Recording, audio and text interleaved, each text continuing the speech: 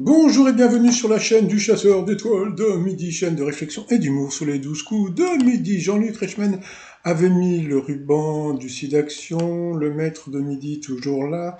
La dame était venue chercher son chèque. Ça veut dire qu'Emilien, normalement, devrait faire un coup de maître tout à l'heure, coup d'envoi. Alors, quel grand bidon rectangulaire porte un nom d'emprunté à l'anglais, donc c'était le jerrycan. Et Jean-Luc Reichmann, elle a dit, c'est pas le truc où on met de l'essence dedans.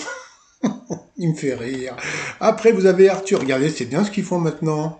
Comme ça, j'ai pas à me prendre la tête. Alors, bon, s'il y a les gens de la production qui regardent ma vidéo, merci beaucoup, monsieur, dame. Allez, ensuite, alors, elle était avec qui?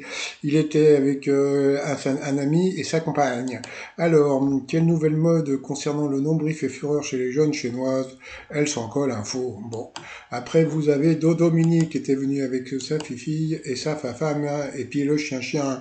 Alors, qu'ont mis en place Maël et Renaud, un couple de Bretons, pour faire des économies, c'était des post-it. Bon, après vous aviez Sarah, qui était très sympathique, avec sa famille.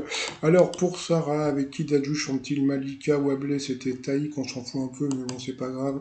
Comment appelle-t-on le médecin qui étudie et traite les troubles des veines? C'était le phlébologue, hein, donc c'est lui qui fait la phlébite. Et oui, et la phlébite, bon, je pourrais, non, passons.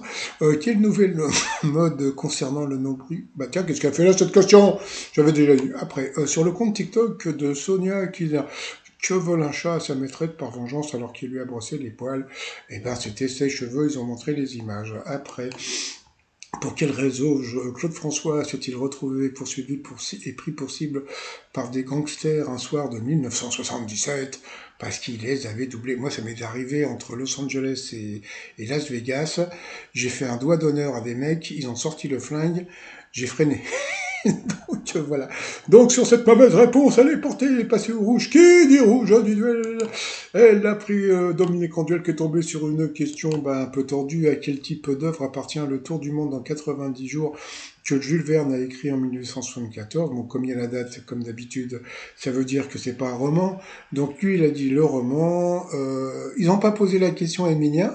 Alors peut-être qu'ils lui ont posé la question et qu'il s'est planté. Alors et ça a été coupé. Donc si vous avez participé à l'émission, merci de me dire si c'est ça ou pas. Et puis en fin de compte, eh bien c'était une pièce de théâtre, voilà. Et donc elle est toujours là. Donc ensuite, coup par coup, question pour Emilien, quel terme fait partie du jargon policier? La mauvaise réponse était betterave. Et être à la gâchon, c'était un mot des policiers marseillais. Et Jean-Luc Reichmann, hein, inspecteur Mattei, n'était pas au courant. Bah dis donc. Ensuite, d'après les paroles de la chanson de Daniel Balavoine, le chanteur qui aimerait bien faire Henri, la mauvaise réponse était chanter à l'opéra. Ensuite, qui aurait pu assister à l'inauguration de la Tour Eiffel en 1889? Et la mauvaise réponse était Gustave Flaubert. Donc il est passé au rouge sur cette question. Qui dit rouge dit duel? Il a eu les coronets et la bêtise. Donc bon, je suis désolé, hein, si tu connais pas ma chaîne, tu sais qu'il ne faut jamais prendre le maître de midi en duel, tu vas être éliminé. Donc qui dit rouge dit duel, il a pris le maître de midi en duel, sauf qu'est-ce qu'ils ont fait? Ils ont balancé la pupube, la pupube. Allez, retour de pupube. Alors encore désolé pour les clics de ma souris, puisque j'attends toujours mes autres souris qui vont arriver d'ici quelques jours. Donc il va y avoir quelques jours de clic-clic. Donc le maître de midi était... Oh là là là là. Bon, il était confiant, j'imagine. Allez, donc c'est parti pour la question pour le maître de midi qu'on rigole. Qui incarna James Bond dans 7 films ayant vent de passer le relais à Roger Moore? Donc bien sûr, c'était Aldo Macione. Faut pas nous prendre pour des jambons. Donc voilà, c'était une question assez facile. C'était Sean Connery. Mais bon, c'est pas grave. Allez, ensuite, coup fatal. Donc c'était Emilien avec Sarah qui était très sympathique. Au Panama, quelle voie de communication maritime? C'était le Connell. Qui était l'emblématique bassiste des Beatles? Elle a dit Johnny Depp, c'était Paul McCartney, qui a remporté la deuxième saison de l'émission Les 50. Elle le savait, donc bravo à Sarah. Je ne sais pas ce que c'est sur le clavier 50. Son mari a été bluffé.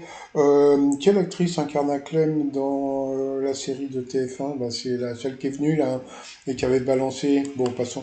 Quand on est pompette, c'est qu'on a trop bu. Quel métal a pour symbole fait faire? Dans quelle série sortie en 2023 Virginie Efira donne la réplique? Bon, de toute façon, elle n'a pas trouvé. Là, je vois pas, c'est trop sombre. En novembre dernier, quel footballeur a marqué son premier but? C'était la toile Emery. c'est comme ça que je l'appelle. Quel nom de squale donne-t-on à une personne voilà, pas du gain, les requins, les quinquins, qui incarne Thomas, le meilleur ami de Vadan dans Malgueur, on l'a pas trouvé, qui est le plus souvent la couleur de la main courante d'un escalateur à l'habit rouge, c'était plutôt noir, mais bon, c'est pas grave. Évoquons le compère de Guignol. Comment appelle-t-on généralement un cordonnier ou un savetier à Lyon? Ça avait un rapport avec Niafron, alors un Niafre, voilà, un truc comme ça. Et ensuite, un hydrocarbure est un composé organique, etc., etc. Donc elle n'a pas trouvé, elle a été éliminée.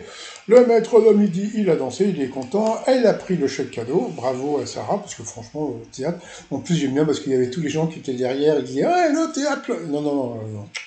Je vais aller faire les boutiques. Hein. Donc, en plus, elle avait fait un cadeau à Jean-Luc Reichmann. Allez, coup de maître. Donc, bon, comme je l'ai dit en début de vidéo, il va avoir que des questions simples, hein, c'est normal.